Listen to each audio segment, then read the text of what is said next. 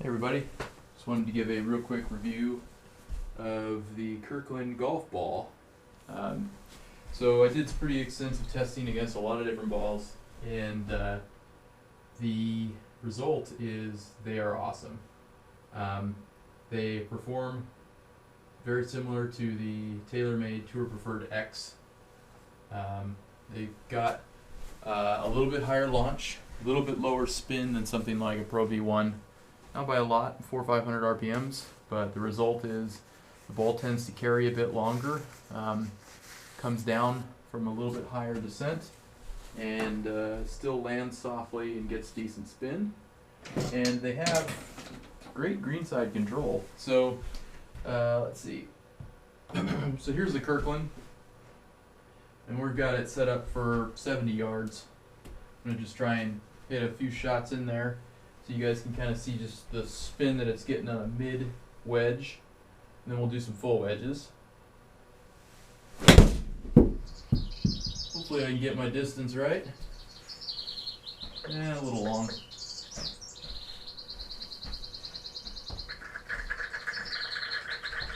change that camera. Always forget about that camera. Alright. Do one more here.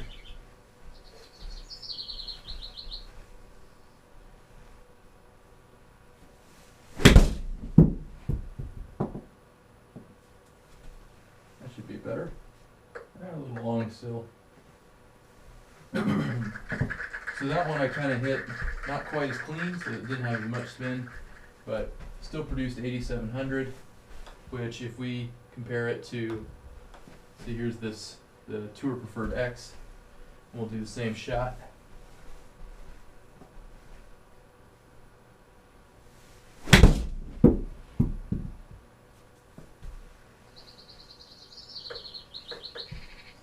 Virtually identical.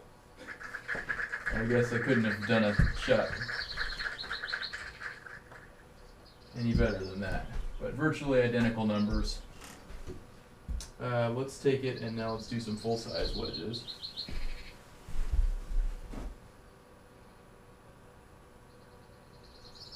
So these, just for warning, tend to spin a little bit more on the simulator than they do in real life, but you'll get a pretty good idea of the spin characteristics.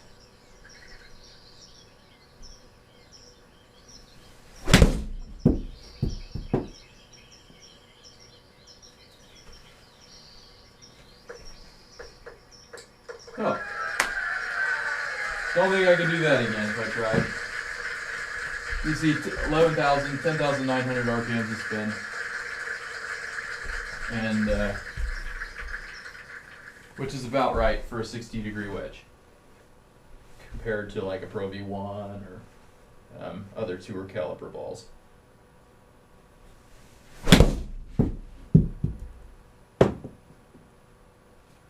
Left that one out a little bit. But there you go. And again, if we compared that, I'll grab a different ball here. Here's a resin, 2016 resin platinum Nike ball, and we'll do the same shot.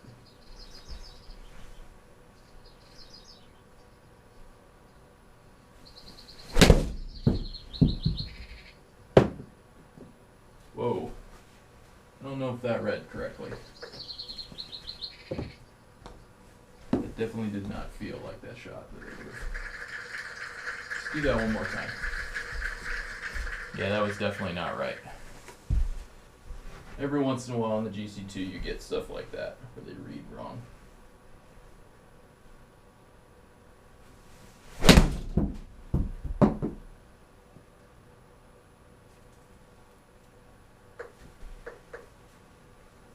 You kind of get the idea there. Alright.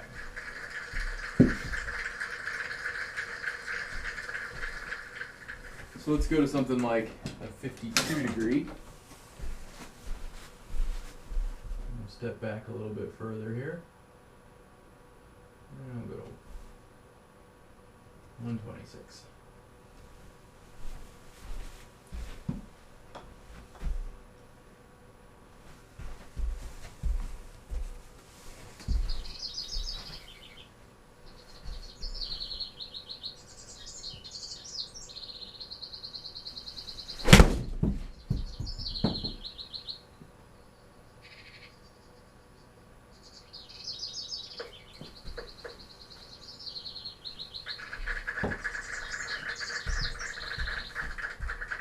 So that's about what I expect, 8,500 off of the mid wedge.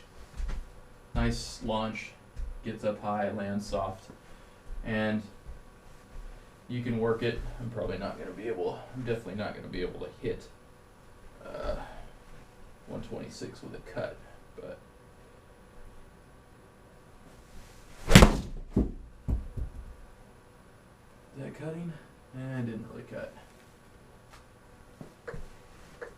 We'll play around with working the ball with longer clubs. So let's go to like a 9-iron now. I'm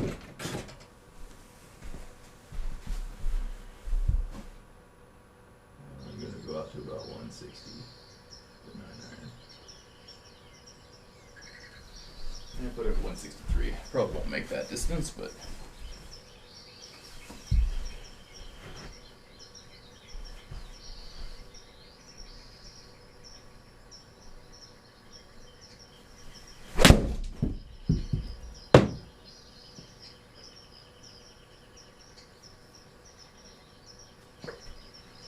pretty close. Good ball speed, 120 is about as good as I do on a 9-iron. 39 yards of peak height, 120 feet, which is, if you look at like a lot of the pros, if they're not trying to flight it, that's about what they'll do. If you wanted to flight it, like, and let's flight a 9-iron here, try and get it more around 100 feet.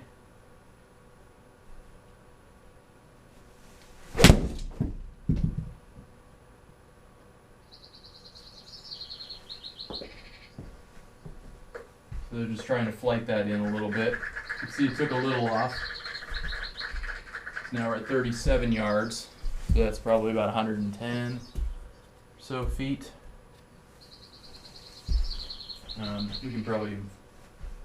We can hit it high if we want. So let's try and hit like a really high 9-iron.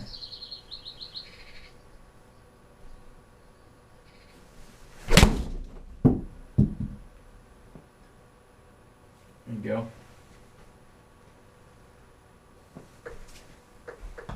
You notice 160 yards every time, 120, pretty consistent on, that was 44 yards of peak height. So between the short and the long, almost 30 feet of difference. But yeah, the ball is consistent. I got good distance control. If I say like, oh, I want to hit a number, like, let's just try and hit a number.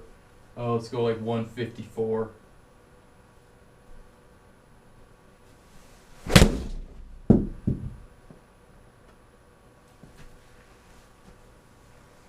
Better go 148. That's probably more me than the ball. Anyways, let's move on to another club. Let's go to like a 7-iron.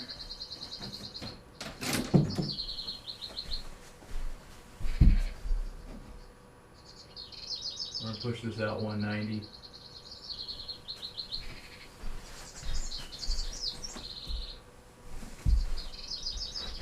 I gotta move it a little bit further right. Don't want to hit that hole in my screen.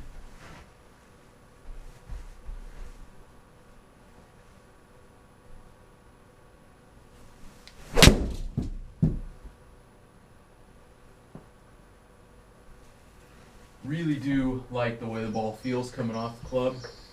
It's got a ton of power, good carry, good ball speed. You see 135 miles an hour there. Only 6,000 RPMs a spin, so it's a little low, but again, it's getting good launch, so it doesn't need a ton of spin, and that's partly what's getting me that extra carry distance. So here's the Tour Preferred X, just to kind of show how similar they are in flights.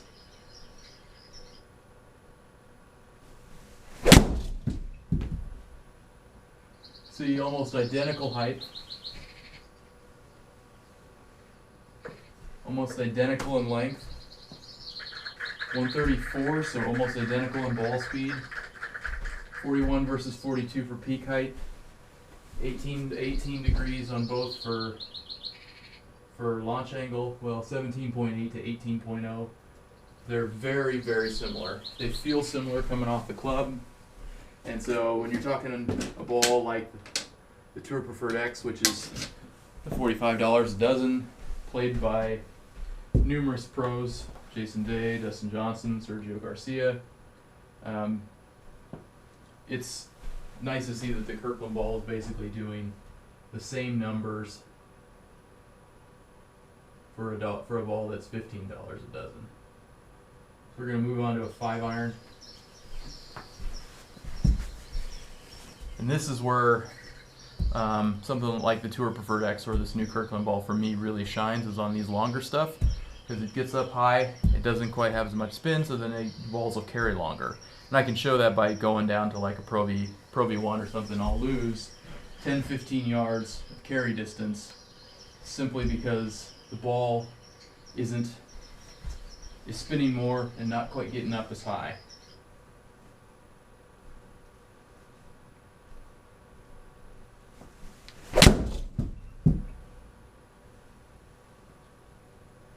Kind of hit that a little thick. Only 210 there. Let me hit another one that's, 139. That was really down on ball speed. Let's try that one more time. Hopefully I can get on one a little bit.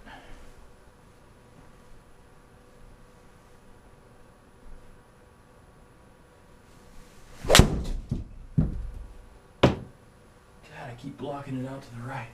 At least that one wasn't thin. Let me hit one more of these. 141, starting to pick up. I'm still losing some mile per hour because I'm blocking it. So if I can solve that block, let me hit one more here. See if we can get that block solved.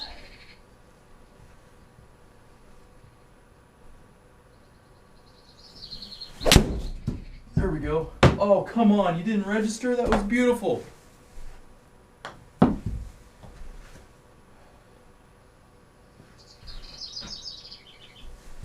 Oh, man.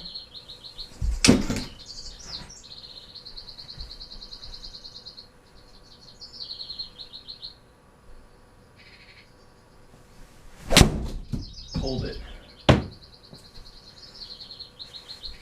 That'll be a monster ball.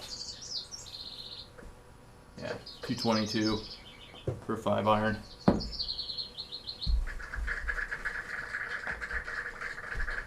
Or then if I switch to,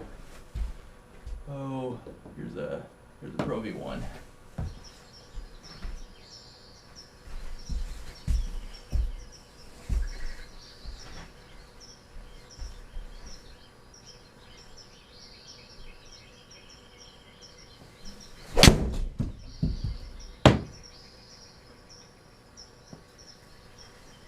That was about as well struck as I could hit it, and it went 213. So almost 10 yards. 211 is what it went. So it did lose 10 yards. Here's a 3-iron.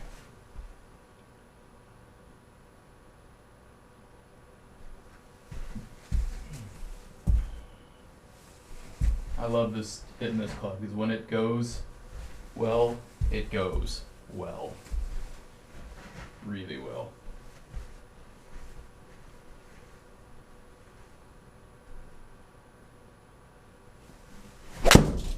Then I wanted to hurt that one. Alright. Let's slow it down. Get it under control.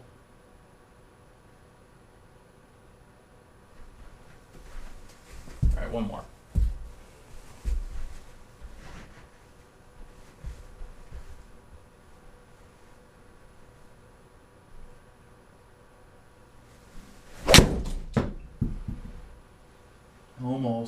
Almost had it. Still a big ball, 235 with a cut. Almost 150 miles an hour ball speed. Let's hit a 5-wood. This is where I think you'll start seeing that, like, ball just goes.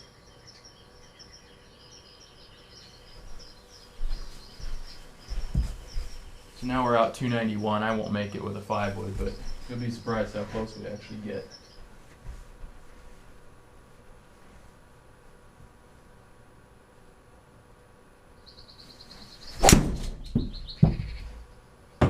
Not my best swing.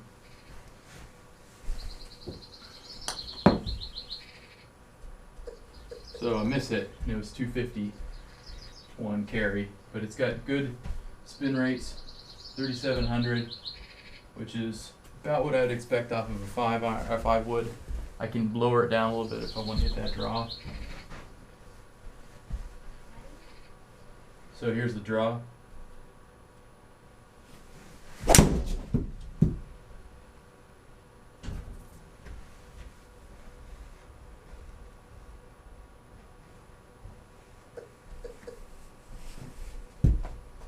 See, we lowered the ball speed, but we dropped it down to 2,900 RPMs. So now we'll do the three wood off the ground, and then I'll hit one with the TaylorMade to show you the difference.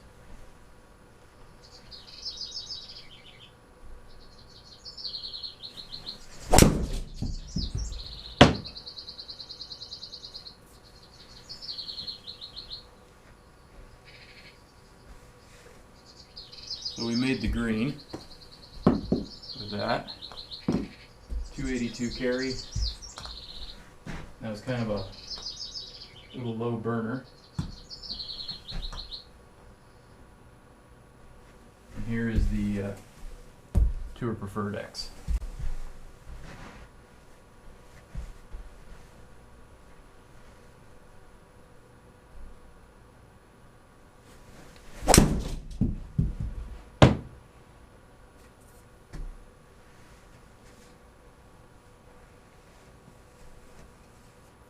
Very similar.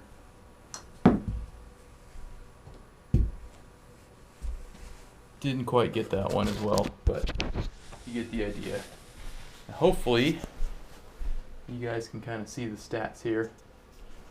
So, 2,300, 2,400 with the 3-wood. Low spinning. I'm getting 11 degrees of launch. I did slightly better ball speed on the Kirkland because I hit it better. 32 and 30 yards of peak height.